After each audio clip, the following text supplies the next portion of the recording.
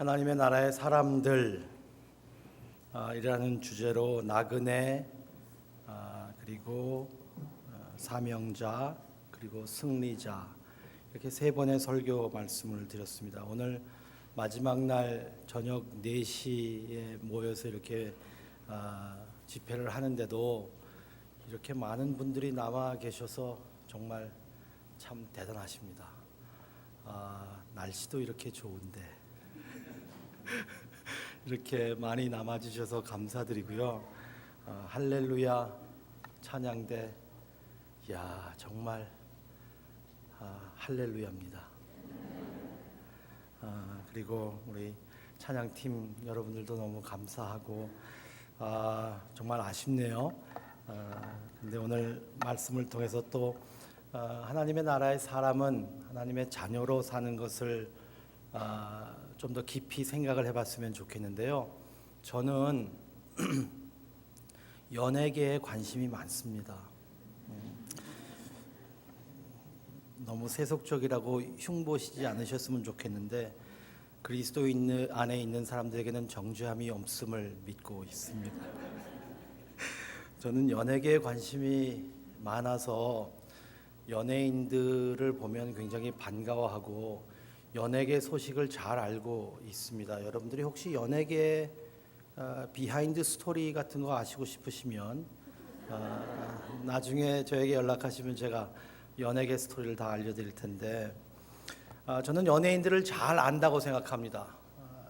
사람들이 어떻게 있는지 관심도 많이 있기 때문에 그만큼 친근감이 들어서인 것 같아요.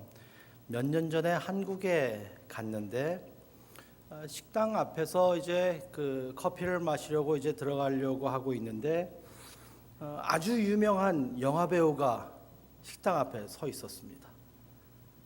그래서 제가 같이 간 친구 목사님들이 운전을 하셨는데 그리고 다른 목사님 한번 타시고 그래서 제가 빨리 차를 세워라. 빨리 차를 세워라. 그리고 차를 파킹장에 겨우 빨리빨리 돼서 제가 막 뛰어갔습니다. 뒤에 목사님들도 따라오셨죠, 당연히. 근데 이제 이 50대 이제 이 남자가 막 뛰어오니까 이 영화 배우가 좀 당황했을 거 아니에요. 그래서 제가 막 뛰어가면서 안녕하세요 그랬어요. 그러니까 안녕하십니까 이렇게 대답을 하세요. 그 영화 배우가 안성기 씨였습니다. 여러분들 다 잘 아시는 분이잖아요. 그래서 제가 너무나 반갑습니다. 주책 맞게 사진 한 장 찍어도 될까요? 제가 사진 한번 찍어도 되겠습니까? 그랬더니 아주 신사답게 네 한번 찍으시죠. 그래서 둘이서 같이 사진을 찍었습니다. 제 사진기에도 있고 제 페이스북에도 올라가 있습니다. 제가 그렇게 반가워서 사진을 찍자 그러고 그렇게 반가워서 뛰어갔는데 안성기 씨는 저를 잘 모르더라고요. 약간 서운했습니다. 저는 안성기 씨 나오는 영화를 많이 봤고 안성기 씨가 얼마나 훌륭한 분이고 그리고 컴패션을 통해서 그렇게 좋은 일을 하시는 분인 것도 알고 그래서 컴패션 할 때 안성기 씨를 생각하면서 도네이션도 했는데 안성기 씨는 저를 모릅니다. 저는 그렇게 잘 알고 있는데 사진만 찍고 그렇구나. 근데 참 친절하시긴 하다. 그리고 돌아왔어요. 몇 년 전에 하얼렘에서 운전을 125가인가요? 125가 하얼렘에서 운전을 하고 가는데 저희 아내랑 이렇게 쭉 가고 있는데 저쪽에 완전히 그 하얼렘의 흑인 동네 아니에요? 가고 있는데 한국 사람이 한 명 서 있어요. 길을 건너려고. 그래서 제가 길을 건너려고 서 있는 사람을 보면 누굴까라고 봤더니 제가 아는 사람이에요. 그래서 제가 빨리 다음 인터섹션 와서 유턴을 하고 돌아왔습니다. 그래서 그 앞에 차를 세우면서 제가 소리를 질렀습니다. 박경림 씨! 제가 그랬어요. 그랬더니 이분이 당황을 하면서 막 그래요. 안녕하세요! 제가 차는 계속 따라오고 쓸 수가 없어서 저의 아내는 창피하다고 주책이라고 무슨 목사가 이러냐고 저한테 막 그러는데 지금 박경림 씨를 제가 봤는데 박경림 씨 반갑다고 인사했는데 네네네네 그러고 그냥 지나갔어요. 저는 박경림 씨를 잘 안다고 생각했는데 그분은 저를 잘 모르더라고요. 약간 서운했어요. 여러분들도 그런 경험이 있으십니까? 나 저 사람 너무 잘 알아. 저 사람하고 정말 친하지. 내가 그 사람 잘 알지 라고 이야기하고 아는 것 같았는데 사실 만나보니까 누구시죠? 잘 모르시겠는데요? 라고 하는 연예인들이나 아니면 유명한 사람들이나 아니면 멀리 있는 사람들 그렇게 관계를 갖고 있는지 모르겠어요. 오늘 본문 말씀은 바로 그 말씀하는 겁니다. 평생 동안 예수님 잘 알아요. 예수님! 뛰어갔더니 주님이 누구시죠? 잘 모르겠는데요. 저 주님을 위해서 평생 살았습니다. 얼마나 교회에서 열심히 했는 줄 아세요? 제가 그렇게 기도 많이 했습니다. 제가 그렇게 교회를 위해서 봉사했습니다. 그랬더니 주님이 그러셨어요. 내가 너를 도무지 알지 못하노라. 당신은 내가 잘 모르는 사람입니다. 주님께 나가서 주님, 이 사람 아세요? 이 사람이 주님을 많이 안다 그래요. 그리고 주님과 굉장히 많은 깊은 관계가 있다고 하는데 주님, 이분 아십니까? 라고 물어볼 때 주님이 다 잘 모르겠는데. 예수님은 성경에서 가장 놀랍고 무시무시한 예를 통해서 하나님의 이름을 망령되게 하는 그 모습을 이 말씀으로 보여주시고 있단 말이에요. 얼마나 무시무시한 얘기입니까? 이 말씀 너무 무섭지 않으신지 모르겠어요. 예수님께서 여기서 대조하시는 것은 종교인과 신앙인을 대조하시고 계십니다. 거짓 선지자들을 삼가라. 열매가 있지 않은 거짓 선지자들을 삼가라. 종교인들을 삼가라. 그들은 열매가 있지 않고 나를 안다고는 하는데 나는 그 사람들을 잘 모르겠다. 정말 종교 생활은 열심히 한 것 같은데 나와의 인격적인 만남은 없었고 나와의 인격적인 관계는 없다. 나를 잘 아는 것 같은데 나는 모르겠는데 라고 하는 종교인이 있는가 하면 정말 열매 맺고 살고 있는 복음 안에 있는 신앙인들을 말씀하시고 계십니다. 안성기 씨! 그러고 뛰어갔는데 저를 몰라요. 아니 이럴 수가 있어요. 내가 안성기 씨를 얼마나 잘 아는데, 내가 그분의 영화를 얼마나 많이 봤는데, 내가 그분 때문에 컴패션에 도네이션까지 했는데, 안성기 씨가 얼마나 훌륭하신 분인데, 근데 저는 모른대요. 저는 아는데. 얼마나 많은 종교인들이 예수님을 안다고 생각하는데 주님은 나는 너를 모른다라고 하실까? 혹시 그렇지 않을까? 혹시 우리의 모습 가운데서도 그렇지 않을까? 종교인은 나의 행위로 하나님께 인정받는 삶을 살려고 하는 사람들이 종교인입니다. 제가 어제도 말씀드린 것처럼 종교인은 나의 열심으로, 나의 공로로, 나의 희생으로, 나의 일로 하나님께 나가려고 하고 하나님께 인정을 받으려고 합니다. 종교인의 기도는 하나님을 통해서 이 세상에 복을 받으려고 하는 것이 종교인의 기도입니다.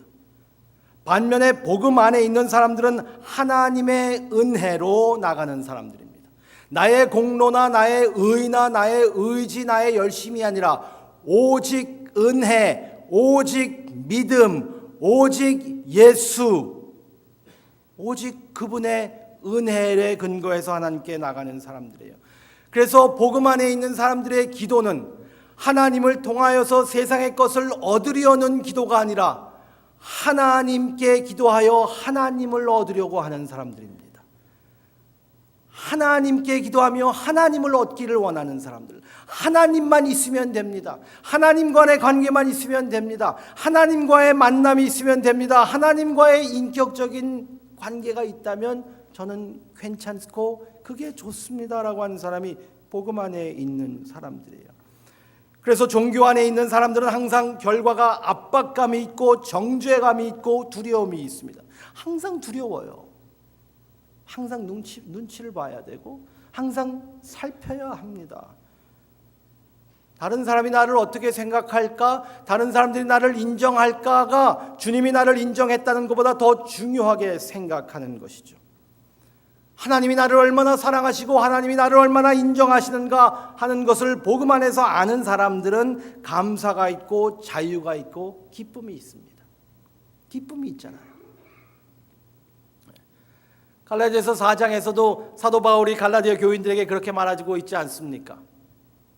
한글 성경에는 너의 복이 어디에 있느냐라고 하고 있는데 사실 그것을 올바로 번역한다면 당신들의 행복함이 어디로 갔느냐라는 말씀입니다. 갈라디아서 4장 17절인가 18절인가 그렇게 나올 거예요. 당신들의 행복함이 어디에 갔습니까?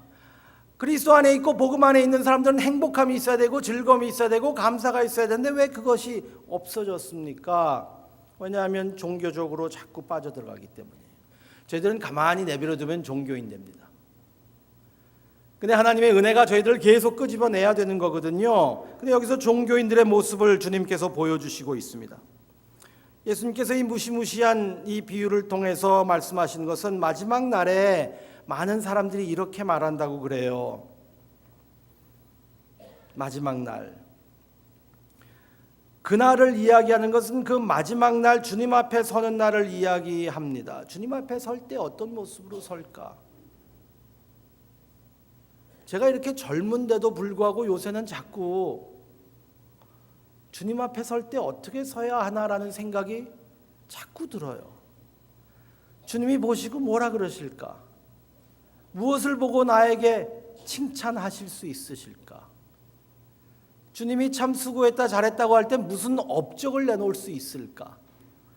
아니면 주님께서 나에게 정말 사랑하는 그 복음 안에서의 메시지를 어떻게 받을 수 있을까 하는 생각이 자꾸 듭니다. 21절과 23절에 이런 말씀이 있습니다. 나더러 주여 주여 하는 자마다 다 천국에 들어갈 것이 아니요 다만 하늘에 계신 내 아버지의 뜻대로 행하는 자라야 들어가리라. 그날에 많은 사람이 나더러 주여 주여 우리가 주의 이름으로 선지자 노릇하며 주의 이름으로 귀신을 쫓아내며 주의 이름으로 많은 권능을 행하지 아니하였나이까. 그때에 그날에 마지막 날에 주님 앞에 서는 그날에 내가 그들에게 밝히 말하되 내가 너희를 도무지 알지 못하니 불법을 행하는 자들아 내게서 떠나가라 하리라. 주여 주여 내가 주님을 위해서 이렇게 했습니다라고 하는 주님이 모른다고 하신다는 사람들이 어떤 사람들인가? 세 가지만 여기서 볼 수 있습니다. 첫 번째, 믿음의 정통성이 있는데도 불구하고 주님은 그들을 모른다고 하셨습니다. 어떻게 이 사람들이 믿음의 정통성이 있다고 생각할 수 있을까요? 신학의 정통성이 있었고 교리의 정통성을 가지고 있었습니다. 주여 주여 하는 자마다, 여기서 예수님을 주라고 부르는 것에 대해서 저희들이 좀 더 생각해 봐야 합니다. 여기서 백그라운드를 좀 생각해야 하는데,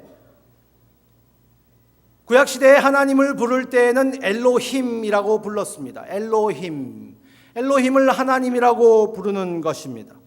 하나님, 스스로 있으신 자 하나님이라고 이야기할 때 그렇고, 그리고 출애굽기 3장에서 모세가 하나님께 하나님, 제가 애굽에 가서 사람들을 구출해낼 때 누가 보냈냐고 하면 제가 뭐라고 대답해야 됩니까?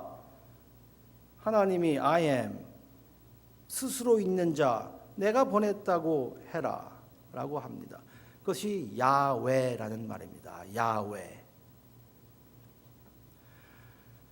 이게 히브리어로 야훼라는 말을 헬라어로 번역을 해서 헬라어로 쓸 수 있도록, 그 당시에 신약에 있는 사람들이 쓸 수 있도록 셉투이전트라는 그러한 책으로 번역한 것에서 이 야훼라는 단어를 curious라고 번역해 놨습니다. 그래서 야훼, 스스로 있는 자 하나님을 curious, 주님이라고 하는 겁니다. 그렇기 때문에 이 사람들이 예수님을 curious라고 부르는 것은 분명히 자기의 신학의 정통성, 구약에서 나오는 그 구약부터 나오는 그 야훼의 정통성을 가지고 있는 것을 저희들은 짐작할 수 있습니다. 여기서 큐리어스라고 롤드라고 주님이라고 부르는 것은 그냥 선생님 아니면 랍비 선생님 아니면 내가 존경하는 분 미스터 이 차원이 아닌 거예요. 여기서 큐리어스라고 부르는 것은 주님이라고 부르는 것입니다. 그들의 신학의 정통성을 보여주고 있는 겁니다. 교리를 가지고 있었어요. 올바른 교리를 가지고 있었고 올바른 교리를 알고 있었습니다. 그런데 그 교리에는 인생의 현실성이 없었습니다. 이게 문제예요. 제가 첫날에도 말씀드린 것처럼 우리가 아는 것과 실천하는 삶의 갭이 너무나 큰 겁니다. 저희의 주일날 고백하는 신앙 고백과 사도신경으로 신앙 고백하셨죠, 오늘도? 사도신경으로 신앙 고백하는 그 신앙의 고백과 월요일부터 토요일까지 가정에서, 직장에서, 사업터에서, 학교에서, 커피숍에서, 식당에서 고백하는, 삶으로 고백하는 신앙의 고백이 갭이 너무 크다는 겁니다. 전능하사 천지를 만드신 하나님 아버지를 내가 믿사오며 그 외아들 우리 주 예수 그리스도를 믿사오니 거룩한 공회와 성도가 서로 교통하는 것과 죄를 사하여 주시는 것과 다 믿습니다. 신학의 정통성이 있습니다. 그런데 신앙의 연결성이 결여됐다는 거예요. 이 사람들의 문제가 그거였었습니다. 종교인들의 문제는 그거였었어요. 알고 있었어요. curious라고 알고 있었습니다. 충분히 알고 있었는데 삶의 현실성이 없는 겁니다. 삶의 다이나믹한 파워가 없는 거예요. 우리의 삶에서 이 고백이 어떻게 우리의 인격을, 우리의 생각을, 우리의 세계관을 변화시키는지 전혀 현실성이 없는 겁니다. 주님이라고 믿고 있는데 내가 돈을 어떻게 사용하느냐는 내가 주인이 되어버린 거예요. 주님이라고 믿고 있는데, 그리고 그렇게 말하고 있는데 가정에서 주인은 제가 돼버린 겁니다. 제가 하도 우리 가족 예화를 많이 드려서 이 말씀도 작년에 드렸는지 계속 헷갈렸어요. 제가 그래서 저희 아내에게 나 이 교회에서 작년에 설교한 거 또 했나 봐. 뭐 이런 얘기를 제가 했는데요. 제가 분명히 말씀드렸을 것 같아요. 작년에 제가 막 오버하면서 이런 얘기 저런 얘기 다 한 것 같은데. 저희 둘째 아이를 제가 한번 혼낼 때가 있었어요. 무척 혼낼 때가 있었습니다. 이성을 잃으면서 제가 혼냈어요. 소리를 지르고 막 그냥 제가 완전히 괴물이 될 정도로. 그래서 저희 아내가 제일 자주 하는 말이 그거잖아요. 이걸 교인들이 봐야 되는데 이제 이 말을 제일 자주 하는데 교인들이 못 보죠. 어떻게 봐요? 제가 얼마나 세련된 바리새인인데. 둘째 아이가 계속 저한테 혼나고 얘는 주눅이 들어 있습니다. 근데 저쪽에서 큰 놈이 울고 있어요. 눈물을 흘리고 울고 있습니다. 제가 화가 나서 너는 또 왜 그러냐? 제가 그랬어요. What's wrong with you? Why are you crying? 너는 왜 우니? 그랬더니 걔가 가만히 있더니 이렇게 대답합니다. Where is God in this house? 여기 하나님은 어디에 있습니까? 그 질문에 저는 이렇게 망치로 얻어맞은 것처럼 네가 그러고도 목사냐? 네가 그러고도 하나님을 믿는 사람이냐? 어떻게 그렇게 위선적이냐? 그렇게 분노가 안 되는 거라고 설교하고 다니면서 이렇게 분노를 내는 것도 하나님의 맞는 생활을 하는 거냐? 이렇게 들리더라고요. 그래서 제가 완전히 프리즈가 됐어요. 가만히 있었습니다. Where is God? 여러분, 저는 신학의 정통성을 가지고 있는 사람입니다. 저는 고등학교 때부터 웨스트민스터 신앙 고백을 너무나 즐겨 읽었습니다. 웨스트민스터 소요리 문답, 대요리 문답, 하이더버그 캐테키즘 다 읽고 너무너무 교리를, 우리 장로교의 교리를 사랑하는 그러한 교리 목사로 별명을 가졌던 사람이었습니다. 그래서 주님을 큐리어스라고 알았습니다. 내 입술의 고백과 입술의 선포와 제 삶에 연결이 없는 거예요. 여러분들은 어떠십니까? 주님이라고 알고 있어요. 주님이 난 너 모르겠다. 누구시지요? 라고 하실까 봐 두렵습니다. 믿음의 정통성뿐만 아니라 이들이 가지고 있었던 것은 믿음의 뜨거움도 있었습니다. 주여뿐만 아니라 주여 주여라고 예수님은 여기서 강조를 하시고 계십니다. 나더러 주여 하는 자마다 라고 말씀하시지 않으시고 나더러 주여 주여 하는 자마다 다 천국에 들어갈 것이 아니다. 세미틱 언어에서는 어떤 것을 강조하기 위해서는 두 번 사용할 때가 많이 있습니다. 그런데 어느 언어도 그런 것 같아요. 어느 언어도 두 번 말할 때는 그것을 강조하는 겁니다. 워낙 수다스러운 사람 빼놓고는 아이고 맛있어 이런 사람 말 빨리 빼놓고 말이죠. 워낙 입이 가볍고 수다스러운 사람들 외에는 중요한 말을 할 때는 두 번 말하고, 우리 한국 사람들은 그렇게 말합니다. 두 번 이상 말하게 하지 마라. 두 번 말하면 중요한 거다. 아버님들 그렇게 말씀하셨어요.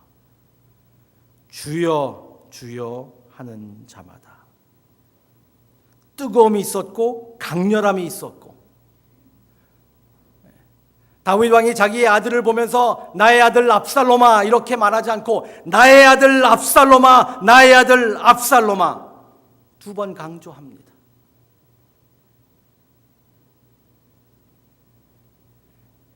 아브라함이 자기 아들을 치려고 할 때 아브라함아 아브라함아 두 번 강조하십니다. 두 번이나 예수님께서 마르다에게 계속 분주해서 주님의 말씀을 집중하지 못하는 마르다에게 마르다야 마르다야 두 번 부르십니다. 왜냐하면 그 정도의 감정적인 개입이 되어 있고 뜨거움과 열정을 말씀하는 겁니다. 우리 한국 사람들은 그렇게 하잖아요. 이 제1장로교회는 그렇게 안 하는데 통성기도할 때마다 저는 집회를 가면 한국 교회는 아직까지도 주여 삼창하는 교회들이 있습니다. 여러분들도 하셨었죠? 옛날에는 주여 주여 주여 그러면 이제 그때부터 프리스타일로 나가는 거예요. 우리 한국 사람들은 꼭 오바해야 돼요. 두 번으로 성이 안 차거든요. 우리는. 예수님은 두 번이나 말씀하셨는데 우리 한국 사람들은 두 번으로 성이 안 차요. 오바하죠 항상. 그래서 우리는 세 번이나 해야 됩니다. 그래서 제가 우리 교회의 표어가 항상 그거잖아요. 오바하지 맙시다. 제발 오바하지 맙시다. 주여 주여 하는 자마다 아무리 뜨겁게 기도한다 할지라도, 예수님에 대해서 아주 익사이트멘트가 있는 사람들이라도, 감정적으로 충만함이 있고 열정이 있다 할지라도 나는 너를 도무지 알지 못하노라. 하나님의 사람들은 오직 교리의 정통성으로만 결정되는 것이 아니라 또한 우리의 감성적인 강도에만 있는 것이 아니고, 예수님께서는 여기서 더 이제 심하게 한 발자국 더 나가십니다. 주님께서 계속 푸시하시고 계세요. 우리의 생각을 계속 늘리고 스트레칭하기 위해서 또 말씀하십니다. 교리의 전통성, 나 모른다. 이게 중요하지 않다는 말이 아닙니다. 신앙의 열정, 이게 중요하지 않다는 말이 아니에요. 하지만 이것만으로 주님을 안다고 하기에는 부족하다는 것이지 이것이 필요 없다는 말씀은 아닙니다. 그리고 세 번째로 주님께서 이렇게 황당한 말씀을 하십니다. 믿음의 행위도 소용없다.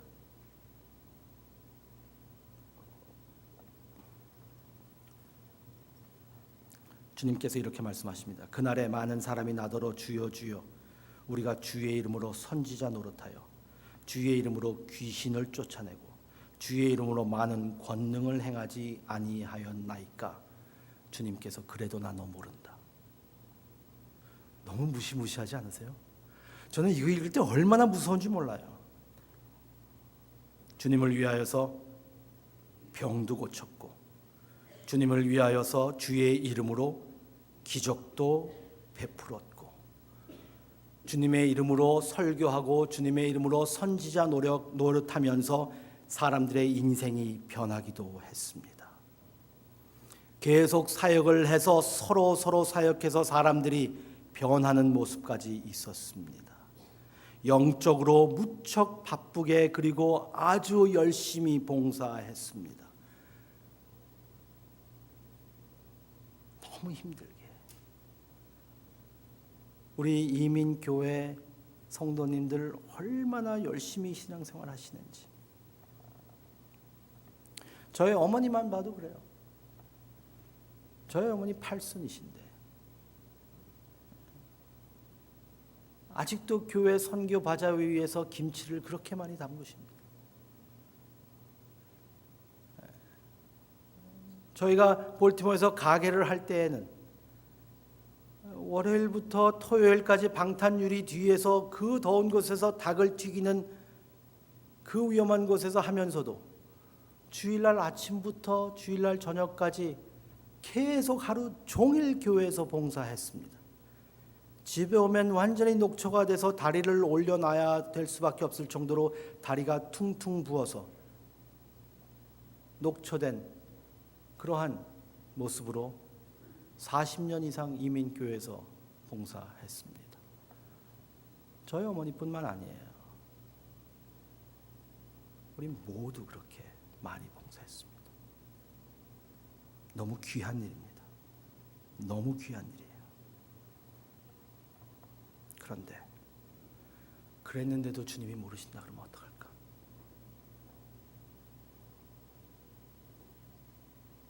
이거 하지 말라는 거 아니잖아요. 그랬는데도 주님이 모르신다고 하면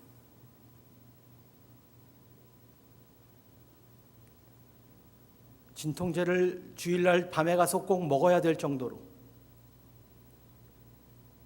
한숨 자고 일어나야지만 그래도 겨우겨우 한국 연속극 드라마 하나 볼 정도로 힘이 빠지는데 바로 가서는 드라마 볼 힘도 없을 정도로 봉사하는데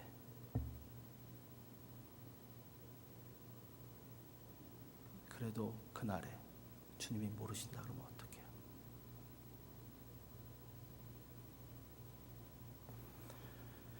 그래서 이 말씀이 이렇게 무서운 말씀입니다. 아무리 성경 공부를 많이 하고 교리를 많이 알아도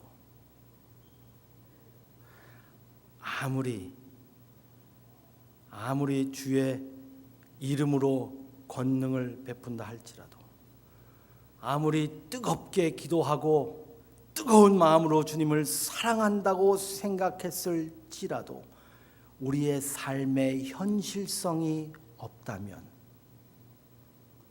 진짜 하나님의 나라의 사람인가? 한번 생각해 봐야 된다는 거예요. 정말 주님과의 인격적인 관계가 있을까? 하나님 나라의 사람들은 어떤 모습이 진짜의 모습일까요? 제가 지금 너무 이 말씀에 심취돼서 너무 세게 나가서 좀 다운된 것 같아요.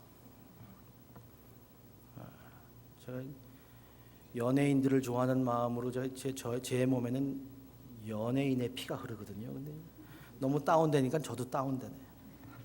근데 심각한 말씀이니까 주님께서 이걸로 끝나면 안 되죠. 그러니까 여러분 열심히 하십시오 그러고 끝내버리면 너무 허망하잖아요. 여기서 주님께서 저희들에게 그렇다면 정말 하나님의 나라의 모습, 하나님 나라의 사람들의 모습은 어떤 것일까? 하나님 나라의 사람들은 정말 믿음의 정통성, 교리의 정통성이 있어야 합니다. 그것만 가지면 안 되지만 그 정통성과 열심과 그리고 열정과 그리고 모든 행위가 어디에서부터 일어나야 하냐 하면 그것 따로 떨어져 있는 것이 아니라 여기서 주님께서 말씀하시는 것은 두 가지로 바탕을 삼아야 된다라는 말씀입니다. 이 두 가지가 바탕이 되지 않으면 교리도 행함도 감성도 열심도 열정도 다 필요 없다.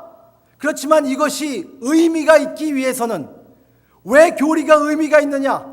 왜 우리의 열심이 그리고 열정이 주님이라고 부르는 것이 왜 중요한가? 그리고 주를 위하여서 이렇게 열심히 봉사하는데 왜 의미가 있느냐 하면 이 바탕을 주님께서 하나님 나라의 사람들은 이것을 가져야 된다라고 말씀하시는 겁니다. 그게 두 가지예요. 하나님을 왕으로 모시는 것과 하나님을 아버지로 누리는 겁니다. 하나님을 왕으로 모시는 삶, 하나님을 왕으로 모시는 태도, 하나님을 왕으로 모시는 인생, 그리고 하나님을 아버지로 누리는 삶, 하나님을 아버지로 누리는 인생을 이야기합니다. 그날에 합당한 삶은 어떤 것일까요? 하나님을 왕으로 모시는 겁니다. 여기서 주님께서 질문하시고 주님께서 문제를 제기하시는 것은 그거잖아요. 나더러 주여 주여 하는 자마다 천국에 들어갈 것이 아니요 다만 하늘에 계신 내 아버지의 뜻대로 행하는 자라야 되는 것이다. 주님께서 말씀하신 것은 그겁니다. 그래, 그거 좋아. 정통성이 있어야 돼. 감정, 뜨거움 있어야 돼. 근데 그거 다 좋아. 그런데 그거 하면서도 주님의 뜻대로 하지 않으면 소용이 없다. 하나님을 왕으로 모시지 않으면 소용이 없다.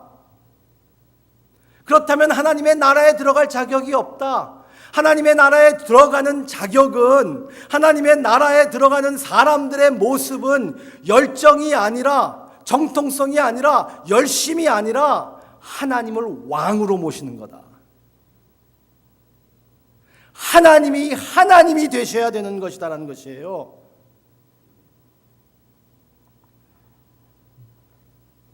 열심히 일합니다. 근데 하나님이 아니에요.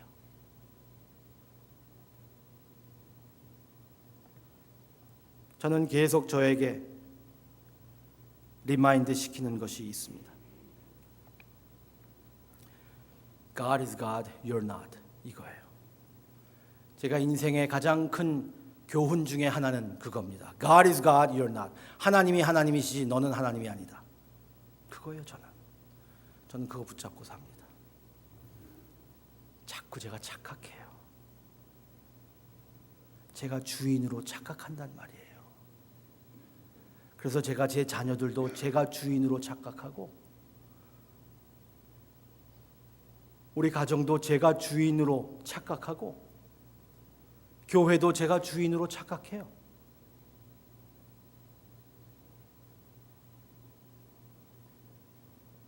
자꾸 착각이 돼요. 교회에서 제가 주인으로 착각이 돼요.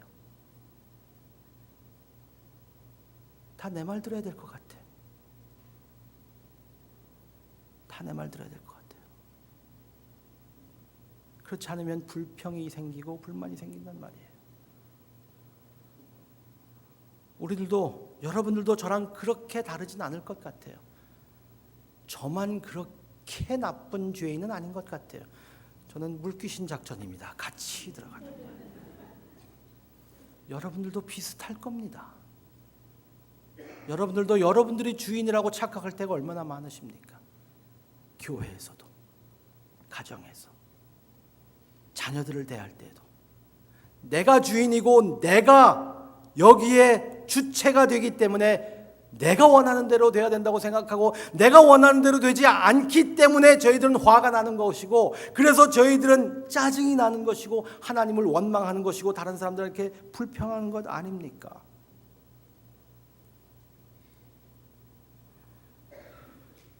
그런데 주님께서 여기서 말씀하시는 것은 주님의 뜻대로 행하는 자들, 즉 하나님을 왕으로 모시는 자들. 하나님이 왕이란 뜻이 어떤 뜻입니까? 하나님이 주인이라는 말이 어떤 것일까요? 우리 예수님께서 나의 삶의 주인이 되십니다. 저는 그분께 속해 있는 사람입니다. 저는 권리도 없습니다. 그저 주님한테 속해 있는 사람이다. 그게 신앙생활하는 하나님의 나라의 사람으로 사는 것의 가장 어려운 교훈 중에 하나인 것 같아요. 저에게는 그게 그렇게 어려워요. 왜냐하면 제가 너무 똑똑해요. 제가 너무 똑똑해. 그리고 내 속엔 내가 너무도 많아. 내 속엔 내가 너무나 많아요.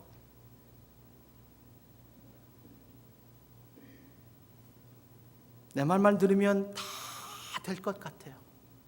제가 저희 교회에서 한번 그렇게 설교했어요. 우리 교회의 평화와 뉴욕 도시의 평화는 딱 한 길 방법이 있습니다. 그 방법만 따르면 되는데 왜 이렇게 이 세상이 복잡하고 이 교회가 이렇게 평화롭지 않을 때가 있을까? 우리 교회가 평화롭기 위해서는 딱 한 가지 방법만 하면 됩니다. 내 말만 다 들으면 됩니다. 근데 문제는 우리 모두가 그렇게 생각하고 있다는 거예요. 누가 주인이 되어야 될까? 누구에게 머리를 숙여야 될까요? 누구에게 머리를 조아려야 합니까? 정말 하나님이 우리의 왕이라는 사건은 너무나 대단한 사건입니다.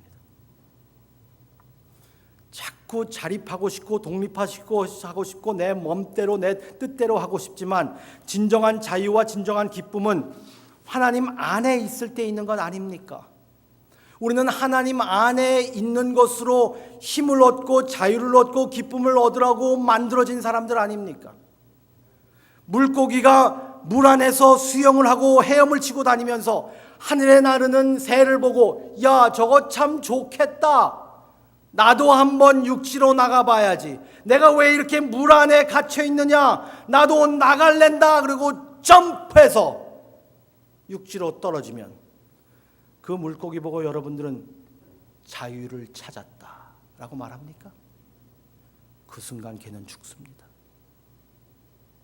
우리는 하나님 안에 있기로 만들어진 하나님이라는 거대한 물 안에 있는 물고기, 하나님 안에 그 거대한 곳에서 헤엄치고 수영하고 놀고 먹고 움직이는 그 하나님 안에서의 자유함이 그 안에 있는 건데, 저희들은 자꾸 물고기가 물 밖으로 나오려고 한다면, 하나님은 바깥으로 나가려고 하면 어떻게 저희들이 살 수 있겠습니까? 주님께서 여기서 말씀하시는 것은 야, 내가 너 좀 꽉 잡아줘야 되겠어. 너 너무 방조한 것 같아. 이게 아니에요. 주님의 의도는 항상 선하신 의도이고 항상 저희들을 사랑하는 의도입니다. 너가 살기 위해서는, 네가 행복하기 위해서는, 내가 자유함을 얻기 위해서는, 내가 즐거움이 있기 위해서는 아버지의 뜻대로 행해야 된다. 그때 얼마나 행복함이 있을까? 얼마나 즐거움이 있을까? 여기 주일학교 가르치시는 선생님들 계시죠? 그리고 어린 자녀들을 갖고 있는 부모님들 계시죠? 어린 아이들에게 가이드라인을 줘서 그 룰대로 따라서 놀게 할 때 아이들이 얼마나 더 즐거워하는지 아시죠? 네 마음대로 놀아라 그러면 즐거워하지 않아요. 그렇게 되지 않아요. 하나님께서 우리를 위하여서 하나님 안에 있는 것, 하나님을 왕으로 모시는 삶을 사는 것이 하나님의 나라의 삶이다. 두 번째는 하나님을 아버지로 누리는 것입니다. 하나님은 우리의 구세주이십니다. 여러분들은 구원을 어떻게 얻는 것인지 다 아시고 계십니다. 믿음의 정통성도 있고 열심도 있으시고 열정도 있고 행함도 당연히 있으십니다. 우리가 끝까지 놓치지 말고 붙잡아야 할 것은 은혜입니다. 이 모든 것을 붙잡아 줄 수 있는 것은 오직 은혜입니다. 우리 주님께서 말씀하실 때 나더러 주여 주여 하는 자마다 하나님 나라에 들어갈 것으로 착각하지 말아라. 오히려 우리 하나님 아버지의 뜻대로 행하는 자, 하나님을 아버지로 미리 알고 있는 자들, 하나님을 정말 좋은 아버지로 알고 있는 자들, 좋은 아버지로 알고 있는 자들, 그 사람들을 하나님의 나라의 사람들입니다. 그래서 안정감이 있고 즐거움이 있고 평안함이 있는 겁니다.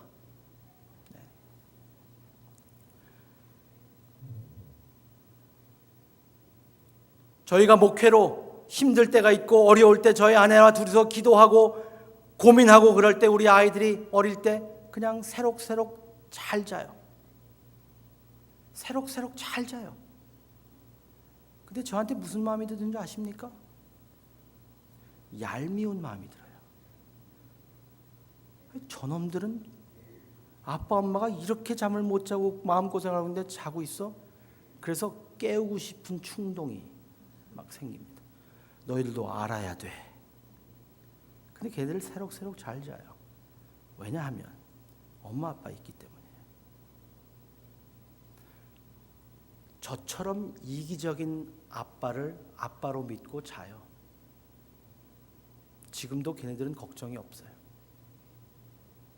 저의 아내도 걱정이 없어요. 참 신기한 여인이에요. 저만 걱정이 있는 것 같아요. 그래서 제가 저희 아내에게 한번 그랬어요. 여보, 나도 남편이 있었으면 좋겠다. 그러니까 그때 비로소 저한테 아이고 참 불쌍하네. 그러니까 예수님 더 열심히 믿으라고 저한테 그러더라고요. 참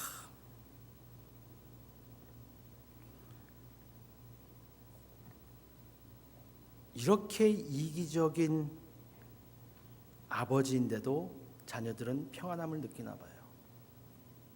그런데 제가 얼마나 우리 아버지를 모르면 이렇게 불안하게 했어요. 얼마나 아버지와 인격적인 관계가 없길래 이렇게 불안하겠어요. 이렇게 두렵고 걱정이 많겠어요.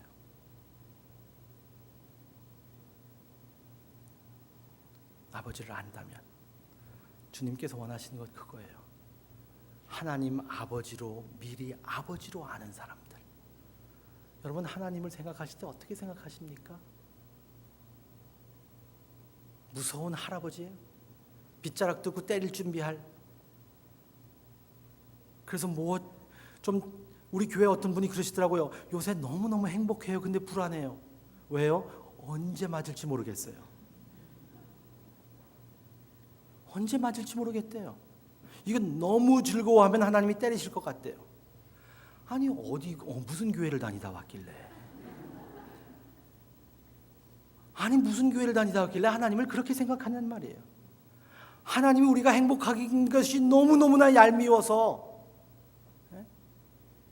저도 좀 얄미우긴 했지만 깨우지 않았단 말이에요. 자기 내버려뒀어요. 근데 하나님은 얼마나 사랑이 많으신 우리의 아버지이신데 우리를 때리시려고요? 아니에요.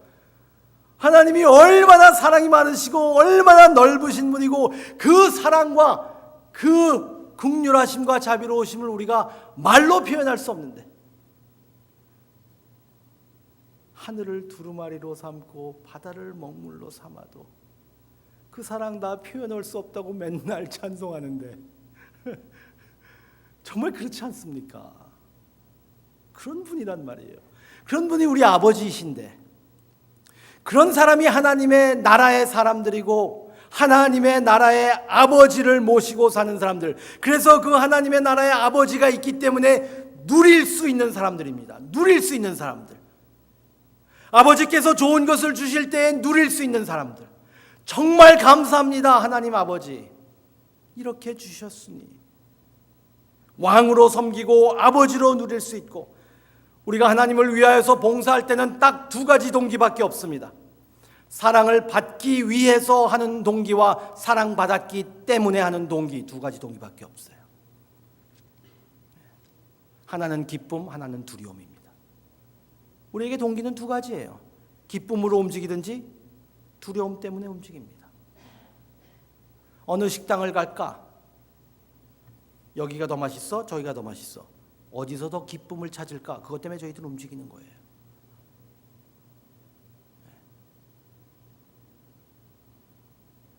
어느 동네로 갈까? 여기가 더 위험해? 저기가 더 위험해? 두려움 때문에 옮기는 거예요. 저희들은 아주 단순하게 그런 동기로 움직이고 있습니다. 사람들은 거의 대부분 사람들이 그렇습니다. 그런데 여기서 하나님께서 저희들에게 은혜를 주실 때에는 은혜에 오는 힘은 우리의 동기를 바꿔주시는 하나님의 은혜입니다. 하나님께서 우리의 동기를 변화시켜 주시는 것이죠. 그래서 하나님을 사랑하기 때문에, 하나님께서 이미 사랑해 주신 것을 알고 있기 때문에, 그리고 하나님께 받은 것이 많기 때문에 저희들은 움직이는 겁니다. 그 사랑을 받은 사람일수록 더 하나님께 순종할 수 있는 것이고, 그 사랑을 받은 사람일수록 더 다른 사람을 사랑할 수 있는 것이고, 더 용서함을 받을 사람일수록 더 용서할 수 있는 것이고, 더 관대함을 받은 사람일수록 더 다른 사람들에게 관대함을 가지고 수 있는 겁니다. 여러분들이 다른 사람들을 대할 때에 하나님과의 관계가 어떤가에 따라서 여러분들이 다른 사람들을 대하는 모습이 보여질 겁니다. 관대하십니까? 그 관대함은 어디서 올 수 있을까요? 하나님의 그 관대하심을 묵상하고 깊이 그 안에 있는 사람들은 관대할 수밖에 없어요. 계속 정죄하십니까? 판단하십니까? 하나님이 아직도 자기를 판단한다고 생각할 거예요. 그래서 더 열심히 해야 된다고 생각해서 계속 사람들에게 더 해야지라고 할 때는 하나님을 아버지로 누리지 못하고 하나님을 그저 우리 일만 시키는 못된 주인으로만 생각한단 말이에요. 이 모든 것을 움직이게 하는 것이 하나님을 아버지로 생각하는 그 은혜로 움직여집니다. 은혜로. 하나님이 우리를 얼마나 사랑하시는지. 제가 더 좋은 표현으로, 더 좋은 멋있는 말로 말씀드리고 싶은데 그렇게 못하는 게 너무나 안타깝습니다. 여러분들이 하나님한테 얼마나 귀하신 분들인 줄 아세요?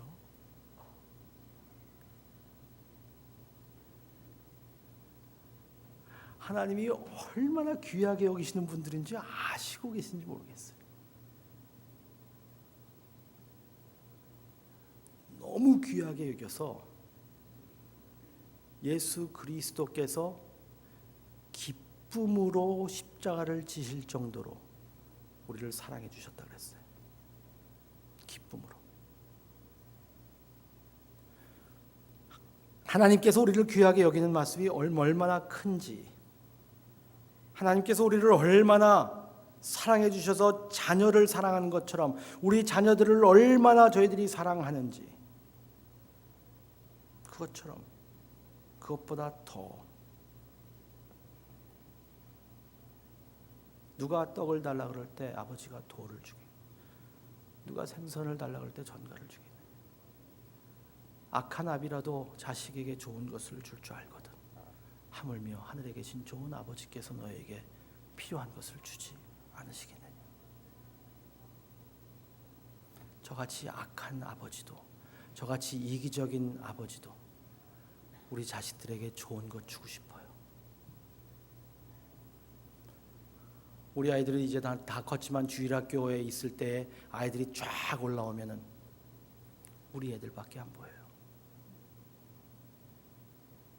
그게 아버지의 마음인가 봐요. 목사가 그러면 안 되지. Too bad. 저는 우리 아이들밖에 안 보였어요.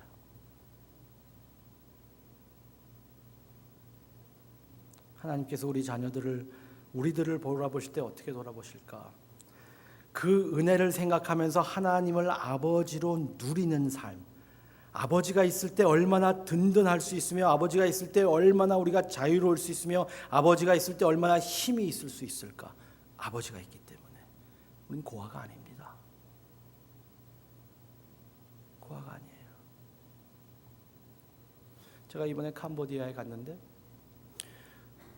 어떤 장로님, 미국 장로님과 대화를 나눴습니다. 그분이 선교사님이었어요. 선교사님인데 아이들이 6명이라 그래요.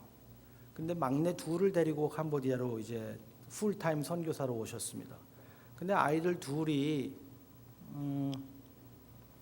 8살, 10살인데 지금 아주 갓난아기 때 중국에서 입양을 했대요. 중국에서 입양을 했는데 그 아이를 픽업하러 중국에 들어가 봤더니 그 어떤 시설에서 있는데 너무나 더러운 아이였대요. 한 번도 목욕을 안 해본 것 같은 아이. 한 번도. 배창 마르고 너무 더럽고 옷은 다 떨어져 있고 그리고 맨발로만 다녀서 발은 다 굳어 있고 어린아이인데도 그런 아이예요. 그 아이를 데리고 왔대요. 그래서 자기가 머무른 호텔에 갔다고 합니다. 그래서 호텔에 가서 뷔페가 있는데 그 아이가 처음 보는 음식이겠죠. 베이컨만 끝없이 먹더래요. 베이컨을 이렇게 싸놓고 끝없이 먹더라고 합니다. 모든 사람들의 서비스를 받으며 방에 들어와서 4번을 목욕을 뜨거운 물로 식혔는데도 때가 앉을 정도로 더러웠던 아이예요. 그 더러운 모습으로 그냥 베이컨만 몇 시간을 먹었다고 하는데 그 장로님이 그렇게 말씀하시더라고요. 1시간 전 얘는 거기에 있던 아이인데 1시간 후에 신분이 완전히 바뀌어버렸다. 그래서 저한테 그러시더라고요. 이게 복음 아닐까? 이게 복음이죠. 우리의 신분이 완전히 바뀌어버린 거예요. 베이컨 마음대로 먹었어요. 햄 마음대로 먹었대요. 그 호텔에, 그 넓은 호텔에 목욕하고 누워있는 아이의 모습입니다. 제가 이번에 가서 그 아이를 만났어요. 식당에 갔는데 아직까지도 자기 접시에 음식을 있는데도 계속 음식을 자기 옆에 갖다 놓는 거예요. 혹시 없어질까 봐. 마음이 아팠는데 하지만 아버지가 뒤에서 딱 버티고 있습니다. 그게 바로 정말 하나님을 아버지로 누리는 그 특권이란 말이에요. 그 특권을 누리셨으면 좋겠어요. 여러분들께서 정말 자유롭게 기쁨으로 누리셨으면 좋겠습니다. 그 은혜를 통하여서 저희들에게 일어나는 일이 바로 우리 주님이 오늘 20절에 말씀하신 것처럼 그들을 열매로 알리라 라고 말씀하시는 거예요. 열매. 하나님을 아버지로 누리는 사람들은, 그리고 하나님을 왕으로 모시는 사람들은 열매가 따라오게 되어 있습니다. 행동만이 아니라, 아는 지식뿐만 아니라 열정뿐만 아니라 행동뿐만 아니라 열매가 따라오게 되어 있는데 그 열매를 주님께서 말씀하십니다. 제가 작년에 크리스천 아카데미에서 수련회 때 갈라디아서 5장 설교를 말씀드린 적이 있습니다. 분명히 다 잊어버리셨을 겁니다. 그렇기 때문에 마음 놓고 제가 복습합니다. 처음 들으신 것처럼 다가오실 거예요. 사도 바울은 성령의 열매를 말하고 있습니다. 성령의 열매는 분명 여러분들이 작년에 들으신 걸 기억한다면 성령의 열매는 한 가지 열매입니다. 성령의 열매는 9가지 열매가 아니라 한 가지 열매를 가지고 있습니다. 사랑과 기쁨과 화평과 인내와 친절과 선함과 신실과 온유와 절제. 그래서 제가 그렇게 말씀드린 적이 있었어요. 사랑이 없는 기쁨은 정욕이다. 사랑이 없는 화평은 냉소함이다. 사랑이 없는 인내는 미련 곰탱이다. 기쁨이 없는 인내는 죽지 못해 사는 것이다. 이 성령의 열매가 다 9가지의 면이 다 뭉쳐서 한 열매로 쫙 있습니다. 인격의 변화가, 주님의 모습의 인격의 변화가 있는 겁니다. 그 인격의 변화가 있기 위해서 저희들이 열매를 맺기 위해서 주님께서 저희들에게 주시는 말씀이 있습니다. 그 은혜는 요한복음 15장에서 주님께서 또 강조하신 것처럼 나는 포도나무요 너희는 가지니 너는 내게 붙어 있어라. 주님께 붙어 있기만 하면 되는 거예요. 그런데 열매를 맺는 가지마다 주님께서는 가지를 치신다고 했습니다. 왜 인생에 하나님 왜 이렇게 주님께서 저에게 훈련을 시켜주실까요? 왜? 열매 맺고 있으니까요. 좀 어려움이 있는 것 같아요. 그때 낭망하지 마세요. 하나님이 나를 버리셨나? 하나님이 나를 사랑하시나? 아직도 하나님이 나를 위해서 계시나? 이런 많은 생각이 듭니다. 그런데 요한복음 15장에서 저희들이 확실히 알 수 있는 것은 특별히 15장 2절에 열매를 맺는 가지마다 치시는 거예요. 이거 때린다는 것이 아니라 프루닝 하는 겁니다. 프루닝. 가지를 치워버리는 거예요. 열매를 맺을 때, 열매 맺지 않는 건 그냥 잘라서 버리는 겁니다. 그러니까 우리들의 삶에 하나님께서 이러한 각도와 저러한 시도와 이러한 삶과 이러한 모습을 통하여서 주님 생명나무 되신 우리 주님께 매달려 있을 때에 우리는 열매를 맺게 되고 그 열매를 보아서 주님께서는 그날에 잘 왔다. 착하고 충성된 종아, 내가 너를 기다리고 있었다. 그리고 저희들에게 칭찬해 주실 날이 올 거예요. 그 열매는 인격의 열매입니다. 그 열매는 대인관계의 열매이지. 그리고 우리가 모든 삶으로 이렇게 보여지는 것은 그냥 우리의 생활입니다. 열정이 특출난 거 아닙니다. 당연히 열정이 있습니다. 우리 주님을 만났을 때 어떻게 열정이 없을 수 있어요? 하루 종일 주님을 위해서 희생하는 것 너무 당연한 겁니다. 당연히 그렇게 하죠. 생명의 은인에 저희들이 그렇게 안 할 수가 있겠습니까? 너무 당연한 거예요. 그래서 자랑하는 것도 아니고 그것이 특별한 건 아닙니다. 그렇기 때문에 그날에 주님 제가 이것 했습니다. 내놓을 게 이유가 하나도 없는 겁니다. 저희들이 주님 앞에 내놓을 것은 열매. 주님의 모습을 닮아가는 열매. 그날에 하나님의 자녀들을 알아보시는 주님, 그러한 아름다운 삶이 있으시기를 바랍니다. 우리 같이 한번 기도했으면 좋겠어요. 마지막 날인데요. 여러분 좀 무거운 말씀이었지만 그래도 주님께서 저희들에게 하나님의 자녀로 누리라고 해주신 것을 누리지 못할 때에 저희들이 얼마나 손해가 있는가 한번 생각하시면서 이렇게 단순하게 고백해 보셨으면 좋겠어요. 하나님 아버지, 아버지, 좋으신 아버지, 선한 아버지, 나를 끔찍히 사랑하시는 아버지, 나를 위해서 모든 것을 버릴 준비가 되어 있는 아버지, 끝까지 책임지실 아버지, 그렇게 한번 고백해 보시기 바랍니다.